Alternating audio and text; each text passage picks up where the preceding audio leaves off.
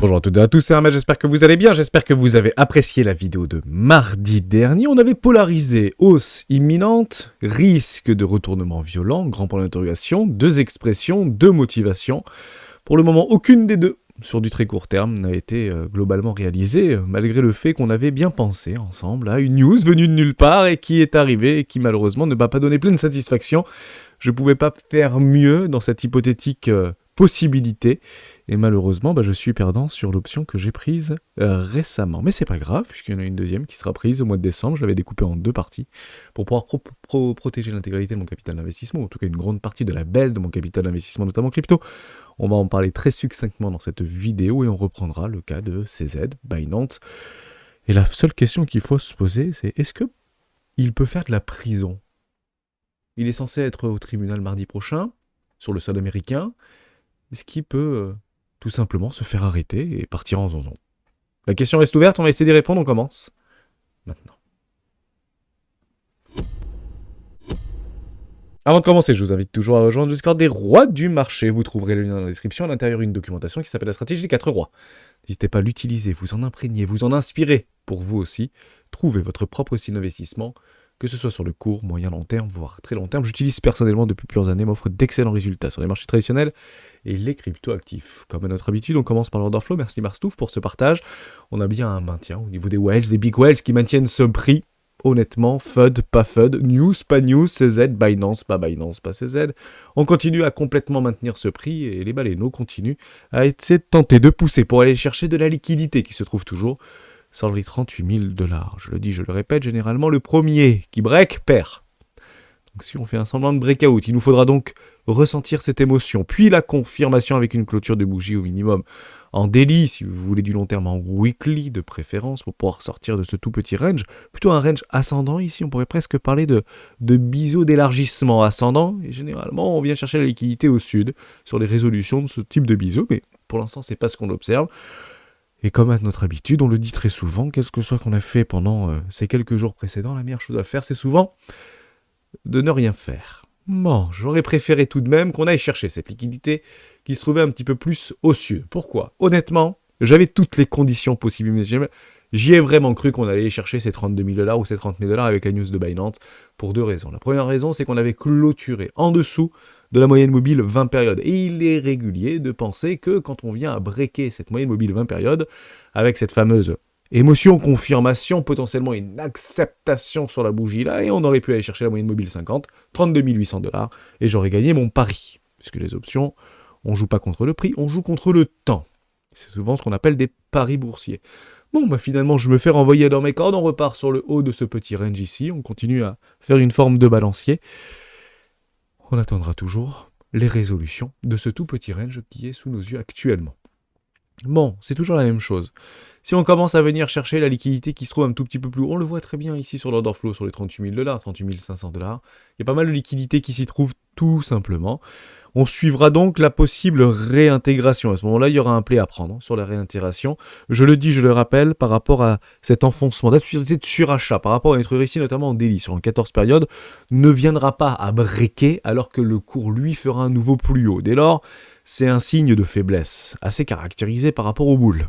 Et il est probable qu'on fasse juste une chasse à la liquidité pour derrière retourner ce marché, venir tous les stops complètement évidents, pour pourquoi pas venir chercher la moyenne mobile 50 périodes, pourquoi pas venir chercher un premier raid de tout le précédent métement, et éventuellement combler le déséquilibre de marché et quelques gaps qui s'y trouvent pas très éloignés. Voilà, c'est à peu près le play qu'il faudrait essayer de trouver sur le moyen court terme ici, voire très court terme. Deuxième possibilité, on vient tout de suite chercher toute la liquidité qui se trouve plus bas. Pourquoi? Parce qu'une news qui va continuer à s'accumuler, notamment peut-être du côté de Binance, il y a quelques petites informations qu'on a actuellement, et quelque chose venu de nulle part, et je vous la sortirai, puisque ça vient de sortir. Et ce serait peut-être intéressant d'y jeter un œil, et comment vous allez-vous le ressentir en termes d'information? Est-ce que vous la prenez avec une certaine considération, ou au contraire, avec une totale désaventure? Ça, c'est une très bonne question qu'il faut se poser, d'ailleurs c'est une question que je vous pose et que j'aimerais avoir une réponse dans les commentaires de cette vidéo. Je vous en parle tout en fin de vidéo. Voilà. Donc, pas plus de choses à dire. c'est toujours la même chose. Je préfère qu'on aille d'abord chercher la liquidité qui se trouve au sud pour pouvoir retourner ce marché et éventuellement aller chercher beaucoup plus haut. Le train monte toujours avec un minimum de personnes, mais chute avec un maximum de personnes. Et si on fait des gros breakouts haussiers, honnêtement, ça peut être considéré comme un piège, donc soyez très vigilants. Attendez donc bien vos acceptations et jouez les accélérations. Un breakout ne signifie pas une accélération hors news fondamentale catalysante. Exemple, la SEC a décidé, on balance sans problème les ETF Bitcoin, tout va bien dans le meilleur des mondes. Honnêtement, c'est peut-être pas le bon timing pour la SEC, vu les branle-bas de combat qui actuellement au niveau de la justice par rapport à Binance. Je pense que tout le monde était au courant de ça dans les milieux autorisés, et je pense que c'est éventuellement la raison pour laquelle les ETF Bitcoin n'ont toujours pas été acceptés. Très probablement, parce que je pense qu'ils sont tous en train de déjeuner ensemble, et moi d'abord, je fais mon truc, je le jette, et puis ensuite, éventuellement, tu pourras mettre ton ETF, il n'y a pas de problème. Il y a vraiment de grandes chances qu'on laisse cet ETF Bitcoin. En tout cas, beaucoup de personnes responsables de la SEC nous expliquent avec un aplomb déconcertant qu'il n'y a aucune raison que ces ETF ne soient pas acceptés. Donc, si on part de ce constat-là et de ce principe-là, des personnes qui y travaillent directement et qui sont les principaux concernés, il y a quand même peu de chances que ce soit, entre guillemets, rejeté et remis sur des mois, voire des années à venir, comme ce qu'on vit finalement depuis 2021, parce que je vous rappelle que les premières demandes d'ETF au comptant aux États-Unis ont déjà été déposées avec des réponses attendues en 2021. Et la SEC, pour nous faire patienter, avait accepté des ETF sur les contrats futurs. Mais rappelez-vous, c'était exactement, et je dis bien exactement, le top de marché au niveau de Bitcoin, vive Bito, en octobre 2021. Je vous fais pas un dessin. Voilà pour ça, donc pas plus de choses à dire. Côté order flow, donc j'ai juste un petit souci, peut-être que Binance est en train de remodifier ses API, puisqu'ils sont probablement en train de faire contrôle A et tout sup, puisque les Américains vont avoir la vision sur tout ce qui s'y passe, et je parle bien de Binance, et non pas de Binance US, parce que jusqu'à preuve du contraire, on parle ici d'une gestion et d'un contrôle total administratif, en tout cas d'un droit de regard administratif total, sur les données de Binance Monde. C'est ça qu'il faut bien comprendre. Donc, ultra administré côté Binance, ils ont réussi leur coup, et ça peut-être encore donne du sens à cette phrase, ne jouez pas contre les Américains. Ne jouez pas contre les US. Don't fight US. Voilà, je pense que encore une fois, cette preuve, et preuve à l'appui, nous montre à quel point cette institution est à la fois brutale et puissante. Elle broie tout sur son passage. Et la preuve en est, elle a les moyens de le faire. Et elle le fait en plus. Donc, côté order flow, j'avais absolument tout sous les yeux. Honnêtement, c'était parfait. On repassait ici en backwardation sur des petites time frames. Je suis ici en 4 heures. Et ce play, je l'avais pris en 4 heures. On avait une diminution assez cinglante au niveau des open interest. On continuait à se dégrader. On se retrouvait ici, là où j'étais plutôt positif, sur mon option, à 35 450 $ à peu près, on ne venait pas liquider des personnes. Il y avait très peu de liquidations en réalité. Je me dis, les liquidations se trouvent très probablement beaucoup plus bas et on va aller chercher les profits là où est-ce qu'ils se trouvent, sans aucun problème. Et vous aviez en fait à ce moment-là le long short ratio qui continuait à s'apprécier juste ici. Ah bon, je le vois même pas, mais grosso modo, comme si j'étais ici, ça faisait un truc un peu comme ça, et ici ça faisait un truc un peu comme ça. Bon bref, j'avais absolument tous les indicateurs pour dire, c'est bon, je me suis pas trompé. Mais jusqu'à preuve du contraire, tant que c'est pas TP, eh ben c'est pas payé. Hein, pas vendu, pas perdu, pas TP, pas payé. Hein. C'est toujours la même chose. Et il y a un retournement de marché, on est reparti chercher en haut des cordes. Je visais exactement ça pour information et j'avais un TP qui était positionné. Un petit peu à l'image ici de BNB, on est parti chercher la liquidité, retournement de marché extrêmement violent et on s'était collé à moins 12%, moins 13%, ce qui aurait été significatif pour moi au niveau de mon option. Pris extrêmement sur le tard, j'en ai beaucoup discuté avec les académiciens, notamment sur la vidéo de mardi, et moyenne mobile 50 et tentative de retournement. Néanmoins, vous avez ici donc la confirmation, prise de liquidité, chasse de liquidité, confirmation, émotion, confirmation, acceptation en dessous de la précédente structure. Objectif pour le BNB, c'est pas de faire un nouveau plus haut. Pour information, c'est d'aller continuer à faire des creux toujours plus bas que les précédents. Et on a une première information d'un retournement de tendance. Vous le voyez très bien ici. Le cours fait un nouveau plus haut. Vous le voyez bien, c'est pas clôturé. Mais ici, le RSI en 14 périodes ne parvient pas à revenir dans la société de surachat. Dès lors, les boules perdent considérablement de force. Et les volumes ont été relativement explosifs. Et je suis ici en délit. C'est pareil pour le Bitcoin au niveau des volumes. On le voit pas forcément très très bien ici, au niveau des volumes, mais on le voit très très bien ici. Vous voyez là, vous avez un énorme pic de volume au niveau du VPRP juste là. Vous voyez, il y a un gros pic de volume qui s'est positionné juste ici. Dès lors, partez du principe que c'est probablement pas des acheteurs debout sur la table qui ont tenté le breakout, c'est plutôt des vendeurs qui ont pris ce play et qui ont liquidé pas mal de bears ici, puisqu'il y a eu une énorme chasse à la liquidité, vraiment un retournement dans les cordes. Moi, je l'ai vécu depuis mon téléphone, puisque j'étais hier à l'extérieur. C'était assez violent et il y a eu beaucoup de liquidation de bears. Vraiment, c'est impressionnant. La news a été vraiment surjouée par les bears et ils se sont fait très malmenés. L'objectif, qu'est-ce que c'est ? C'est d'aller chercher la petite poche de liquidité en amont pour peut-être retourner ce marché. Soyez très vigilants par rapport à ça. Moi, mon biais, c'est toujours le même. Émotion, confirmation, acceptation, et je ne jouerai uniquement et seulement que l'accélération. Voilà, sur des breakouts confirmés, évidemment. Donc je ne suis pas un trader ou un swing trader de breakout. Si je dois le jouer, je joue les accélérations post-breakout et non pas les breakouts, comme vous pouvez bien sûr l'imaginer. Côté option, honnêtement, c'est ma boussole, et finalement, il semblerait, alors on l'avait vu que ça allait un tout petit peu augmenter, de passer de 32 000 à 33 000 $, j'avais même dit 34 000 $, moi j'avais une option à 34 000 $, malheureusement, il semblerait bien que les strike price soient quand même perdants. Et oui, pourquoi ? Parce que vous le voyez ici, on avait un strike price sur les 34 000 $, et en fait, pendant la journée d'hier, il y a eu un strike price jusqu'aux 40 000 $. Ça coûtait pas très cher, je pense, très franchement. On pourrait aller jeter un œil si vous voulez, mais pas très cher. Et le strike price est maintenant les 34 000, les 40 000 $. Dès lors, j'ai pas complètement tort. On ne fera très probablement pas gagner ce strike price d'ici demain, 40 000 $. J'ai un petit doute, mais ça ne veut pas dire que ça ne peut pas arriver. Je vous le dis en toute franchise. Mais voilà, les strike price ne sont pas, entre guillemets, gagnants. Vous en avez un énorme ici, ne nous y trompons pas, un beau strike sur les 34 000 $. Je doutais qu'on allait les faire gagner, et il semblerait bien que je me sois trompé, parce qu'on risquerait de faire gagner d'ici la fin de la journée, sauf s'il y a quelque chose qui se passe, et honnêtement, je ne le souhaite pas pour nos capitaux, bien évidemment, et pour nos portefeuilles. On peut continuer un tout petit peu plus loin, ici sur le 29 décembre, vous avez un strike price, un strike price 40 000 $, c'est plus de 10 000 bitcoins, c'est rare d'avoir plus de 10 000 bitcoins, on le sait, on le dit, c'est rare tout au long de l'année, mais pas le dernier jour de l'année, entre guillemets. Donc c'est vrai que les plus grosses expirations, notamment sur Deribit, sur Bybit, etc., sont généralement le dernier mois de l'année, en décembre. Et ici, ce sera le 29 décembre. Est-ce que les gens sont suffisamment armés pour pouvoir aller chercher ces 42 000 $ et se faire fil ? Honnêtement, ce ne sont pas des petits portefeuilles qui se sont positionnés ici. Maintenant, la question à se poser, c'est est-ce qu'ils seront plus forts que la news, ou plus forts que le FUD, et plus forts que les market makers, et plus forts que les échangeurs ? En tout cas, ils nous l'ont prouvé, où ils sont en train de nous le prouver pour les expirations du mois de novembre. Dès lors, c'est pas complètement impossible qu'on se retrouve toujours au même moment et au même endroit pendant ce laps de temps. Pas plus de choses à dire par rapport à ça.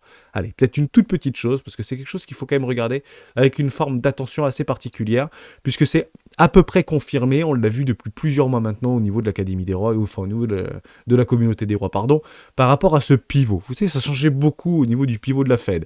Donc on part du principe que nous sommes sur un plateau, et on devrait avoir en fait ce flippening, ce pivot, pour fin du premier trimestre 2024. On l'a dit, il y a un refinancement de la dette qui est colossal par rapport au trésor américain de plus de 2000 milliards de dollars, et déjà à des taux au-dessus des 5, c'est quand même colossal. Et il est vrai qu'il est possible de pouvoir refinancer sa dette à court terme avec une forme de pivot, peut-être accélérée s'il y a une cassure au niveau du marché ou au niveau de l'économie davantage américaine ici. Mais ce qui est intéressant de préciser, c'est ceci, puisque en fait c'est très très difficile à timer. On peut tenter de le timer, mais je vous mets en garde de ne pas le timer. On est actuellement ici, alors je vous l'avais mis en bleu, c'est le ressenti dans l'économie réelle par rapport aux augmentations des taux. Il faut comprendre que vous avez encore 4 mois avant que l'économie réelle soit pleinement impactée par l'augmentation des taux.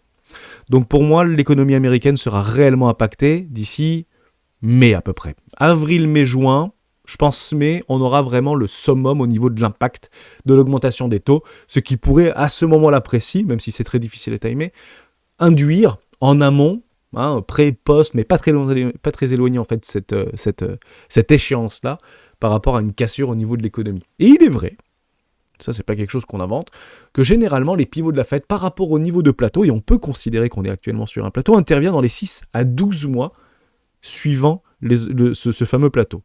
Si je prends en fait 6 mois par rapport au mois de juillet, vous êtes d'accord que 6 mois ça fait juillet, août, septembre, octobre, novembre, décembre, janvier, grosso modo janvier, pivot de la Fed, là on nous dit plutôt fin, donc ça ferait plutôt 9 mois pour fin mars 2024.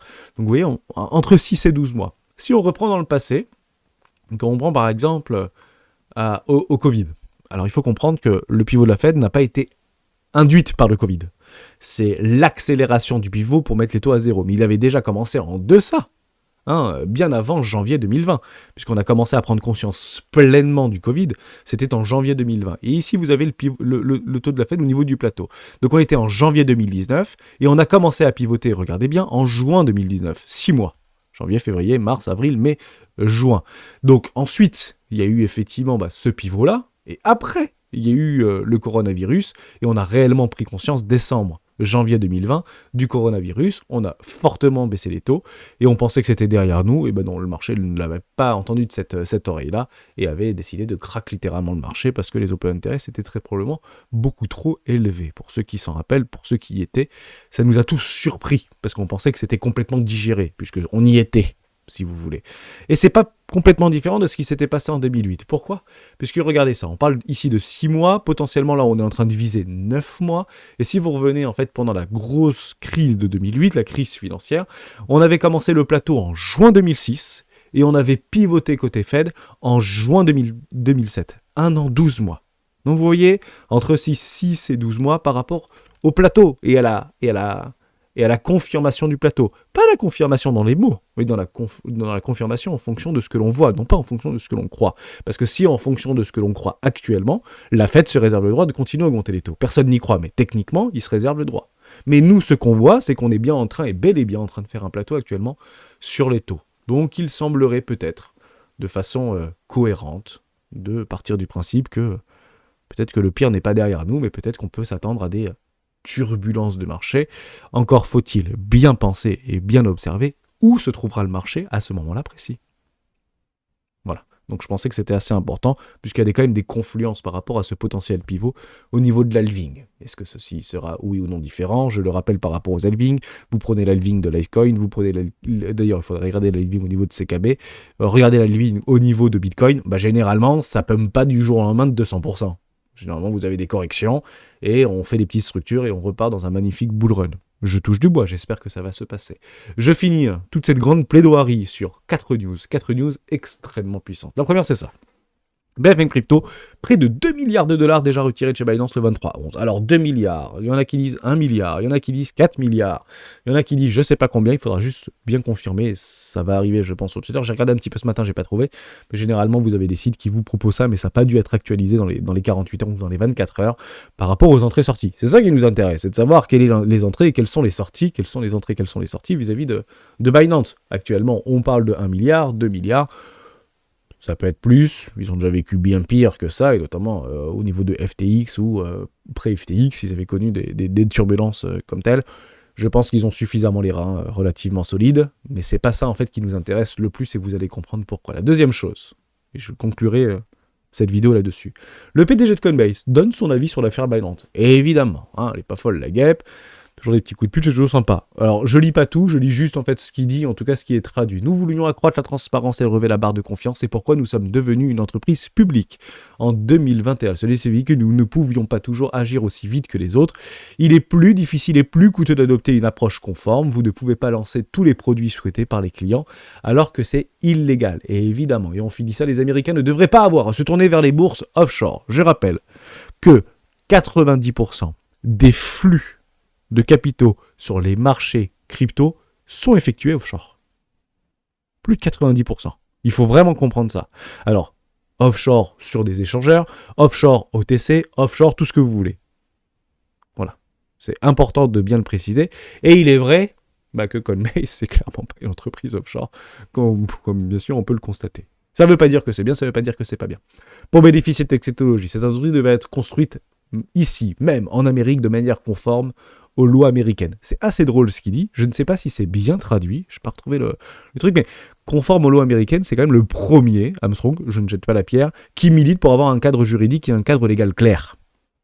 Jusqu'à preuve du contraire, se baser sur des lois américaines vis-à-vis des cryptos numériques, cryptoactifs et cryptos numériques, c'est un petit peu un non-sens, puisque finalement le cadre légal n'existe clairement pas. Parce que s'il devrait réellement, en fonction des oui-dire de Gary Gensler, par rapport à Coinbase, il devrait virer l'intégralité des cryptos. Et il devrait en garder 2. Bitcoin et Ethereum. Et XRP, vraiment, si il a envie de jouer avec le feu. On est bien d'accord qu'il n'a pas que ces 3 cryptos actuellement sur son échangeur Dixit Coinbase. On continue avec ceci. Spéculation. Et ça, je pense que c'est le plus important. La question qu'il faut... D'ailleurs, je vais mettre une photo de CZ en prison. Voilà. La question qu'il faut se poser avec tout ce qui se passe, est-ce qu'on est au début, est-ce qu'on est à la fin de cette histoire ? On est au commencement de quelque chose. Il faut bien comprendre ça. Et la question qu'il faut se poser, c'est est-ce que CZ risque-t-il une peine de prison à avoir plaidé coupable des accusations de blanchiment d'argent ? Et ici, on parle même de financement de terrorisme.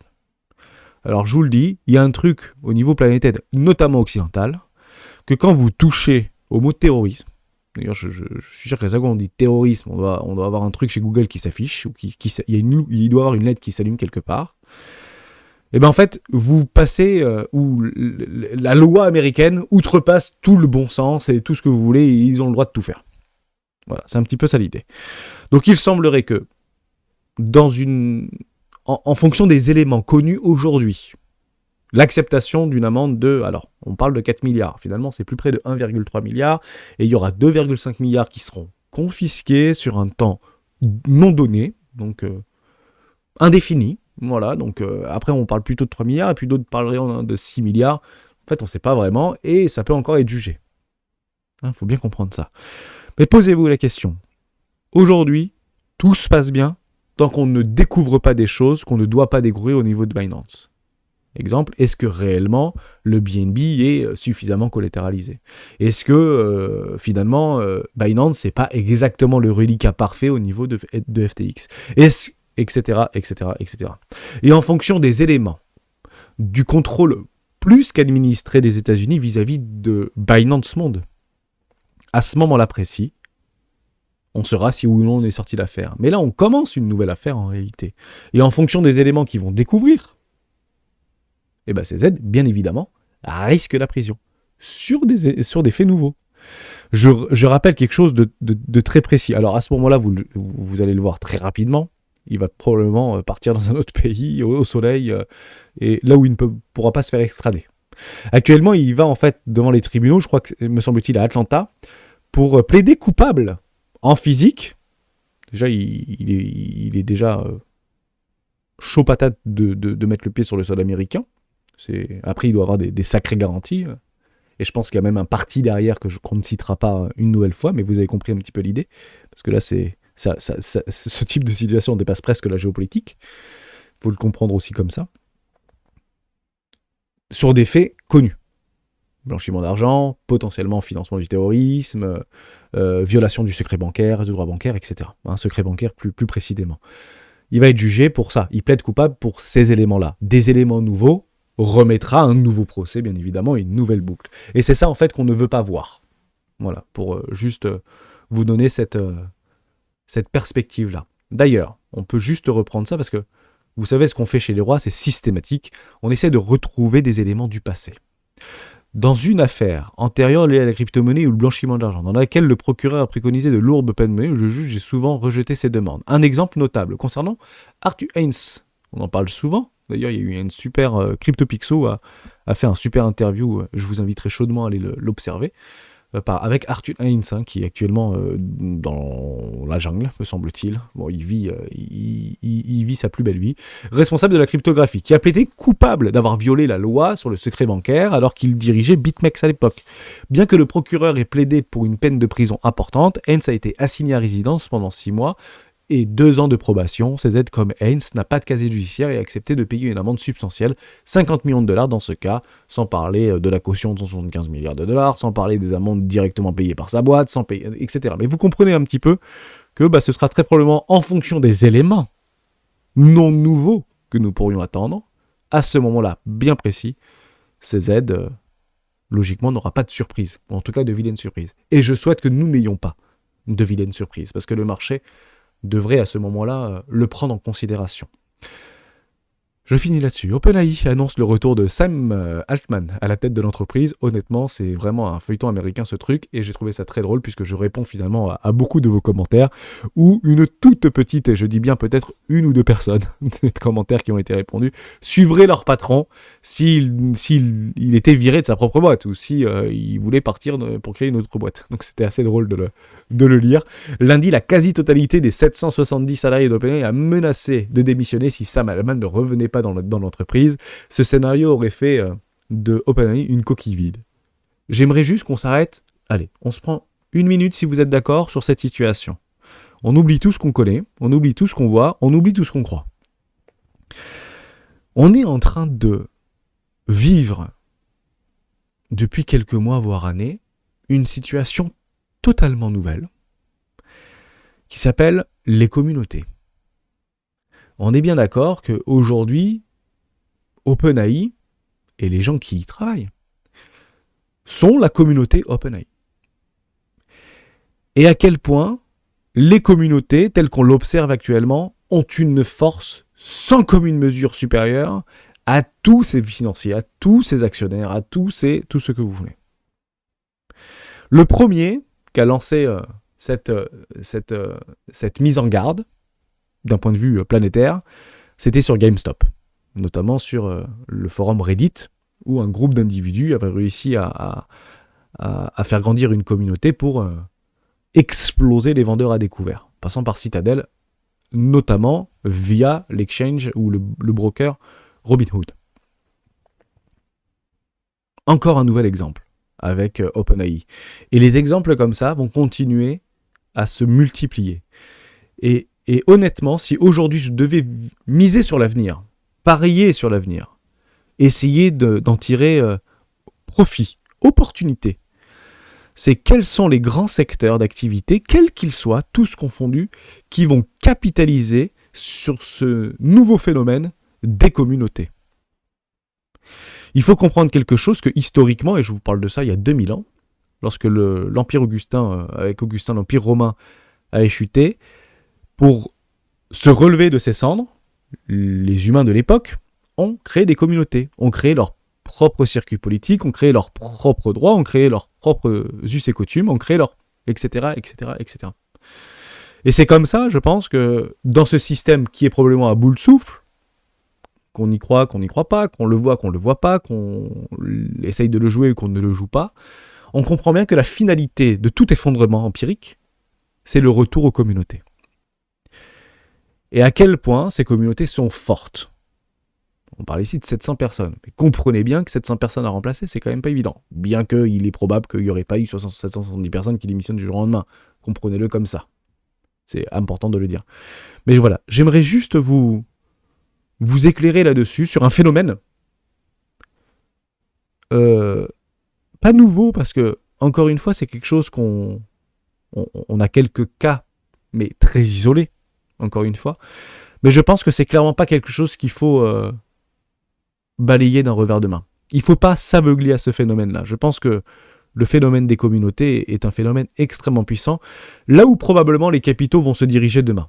Plus vous aurez une communauté forte, plus vous aurez une communauté croissante, plus vous aurez une communauté dédiée à un projet en particulier, quel qu'il soit, je pense que celui-ci devrait être considéré avec un œil extrêmement vigilant. Voilà, j'espère que je vous ai aidé en disant ça, mais c'est clairement ce que je ressens, ce que je vois, et honnêtement, ce type de choses, je ne sais pas si on l'aurait vécu, pour être tout à fait honnête avec vous, il y a 10 ans ou 15 ans ou 20 ans en arrière. Posez-vous cette question, ou éventuellement, si vous l'avez déjà vécu ou si vous l'avez déjà vu, peut-être que je me trompe complètement, mettez-les-moi dans les commentaires d'une situation assez semblable. Une situation semblable à GameStop, une situation semblable à OpenAI, et là ça concerne pas du tout la même chose, mais dans l'état d'esprit communautaire, c'est exactement ça. Est-ce qu'il y a peut-être 10, 15, 20 ans, on a ressenti clairement ça. Voilà. On peut même parler des gilets jaunes, hein, quand les communautés, quand un peuple se soulève, eh ben, le gouvernement n'a pas d'autre choix que de faire marche arrière. Immobilier, on finira par 2 petites news, j'espère que je vous aurai pas trop embêté avec tout ça. Immobilier, la chute de vente du jamais vu depuis 50 ans. Il y a eu récemment la réunion des notaires de France. Honnêtement, c'est pas très fameux ce qui est en train de se passer. On s'asphyxie par la montée des taux et les prix de l'immobilier ont du mal à retracer. Pourquoi ? Parce que les gens pensent peut-être que les taux vont baisser. Donc ça, c'est toujours un phénomène qui dure généralement entre 8 et 12 mois. Donc on n'est pas au summum de cette situation-là. Mais partez du principe qu'il y a un moment donné, il y en a un des deux qui va finir par craquer. Soit les taux qui vont fortement rebaisser, soit l'immobilier qui va finir par craquer. Alors pas forcément de façon totalement homogène sur l'ensemble du territoire, et je parle pas forcément de la France, je parle du territoire européen, voire États-Unis, voire partout. Hein. Là où l'inflation est forte et là où les banques centrales ont augmenté de façon assez agressive les taux. Vous comprenez bien qu'on exclut ici dans ce raisonnement la Chine, ou l'Asie notamment. Partez du principe qu'à un moment donné, il y a quelque chose qui va forcément casser, hein, forcément pivoter. Donc, si à en croire nos banquiers centraux, ce sera très probablement l'immobilier qui devrait un petit peu craquer. Dès lors, on est bien d'accord que tout le monde est dans cette même situation. C'est qu'on attend que les prix baissent pour pouvoir se positionner. On n'est pas d'accord quand l'espace de 3 ans, on passe d'un 100 mètres carrés à un 80 mètres carrés pour le même prix. On n'est pas d'accord. Et vous avez très probablement raison de ne pas être d'accord avec ça. Donc on est en train de nettoyer les excès, de réduire les excès. C'est pas une mauvaise chose. Et ça ne veut pas dire que votre maison ou votre bien immobilier va forcément baisser de 10 ou 15%. Ce sera très précis. Je vous donne un tips. Alors moi j'en ai un. Bon, ça me permet un petit peu parce que j'ai envie de discuter avec vous. Vous avez deux choses. La première idée, et moi c'est plutôt ce que je fais dans mes acquisitions immobilières, plutôt construction, je suis plutôt un constructeur plutôt qu'un acquéreur. J'achète ou je fais construire toujours des maisons dans lesquelles je serai prêt à vivre. Voilà, c'est mon truc. Voilà, parce que je me dis qu'il y a beaucoup de gens comme moi, beaucoup de gens qui me ressemblent. Donc si moi je prends plaisir à vouloir habiter cette maison, je pars du principe que beaucoup de personnes seront prêtes à mettre beaucoup d'argent pour habiter cette même maison. Ça c'est la première chose. La deuxième chose, et peut-être la plus intelligente, et si vous êtes dans l'immobilier, vous avez en fait une partie par rapport à des couches sociales. Donc vous avez les cadres supérieurs qui gagnent 5 8 000 euros à deux, couple, 2 enfants, etc. Après vous avez les hommes seuls, etc. qui gagnent, le médian c'est à peu près 2 000 euros par mois. Voilà, et après vous avez, en fonction de ça, il y a 2-3 ans en arrière, vous aviez en fait la possibilité d'acheter une maison 150 mètres carrés avec une piscine dans le sud de la France. Avec ça, vous pouviez acheter un F1 ou un truc comme ça à Paris, mais si on prend d'un point de vue global, sans pour autant parler d'intramuros, vous aviez éventuellement une maison de 80 mètres carrés, pas appartement, mais maison 80 mètres carrés avec un petit jardinet de 250 mètres carrés, 300 mètres carrés. Et là, en fait, l'objectif, c'est de exactement investir dans là où en fait la quasi-totalité ou une grosse concentration qu'on appelle les modestes, si vous voulez, je parle plutôt de la France ici, vont en fait basculer sur le cran d'en dessous. Comprenez-le comme ça. Il y a 3 ans en arrière, je pouvais me permettre de m'acheter une maison de 80 mètres carrés avec un petit jardinet, une toute petite piscine et mon chien. D'accord ? Aujourd'hui, je ne peux plus me permettre d'acheter ça. Par contre, je peux avoir un appartement de 70 mètres carrés au 3e étage avec ascenseur, avec un petit balcon. Mais vous comprenez bien que cette même personne, moi, il y a 3 ans, jamais je n'aurais investi ou jamais j'aurais acheté pour y habiter un appartement. Je voudrais une maison. Et bien vous comprenez bien que dans cette logique, il y a eu un basculement au niveau des personnes qui étaient au-dessus qui vont passer en dessous.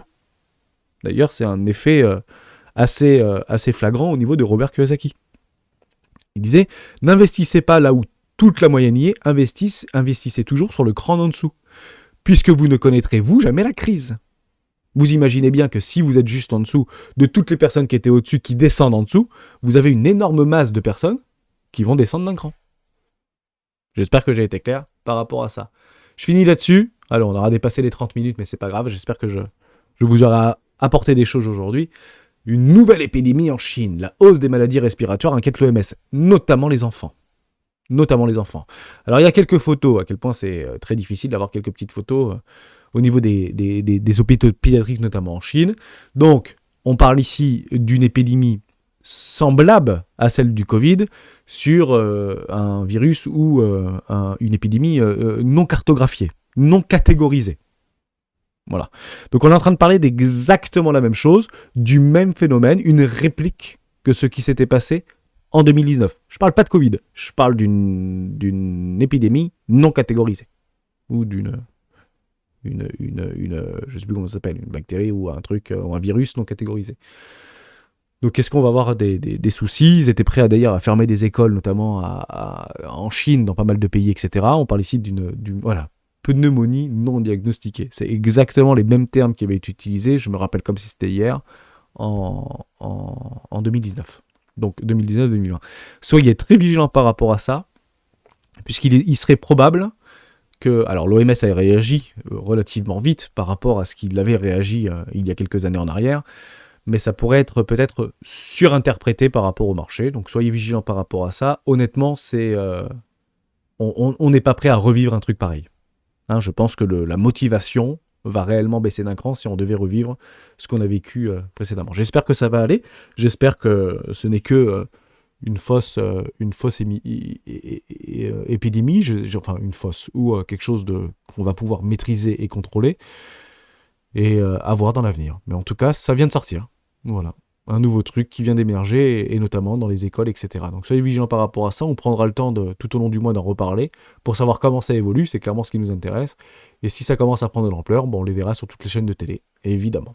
Merci à toutes et à tous d'avoir suivi cette vidéo jusqu'au bout, on se retrouve demain dans le live des rois du Bitcoin.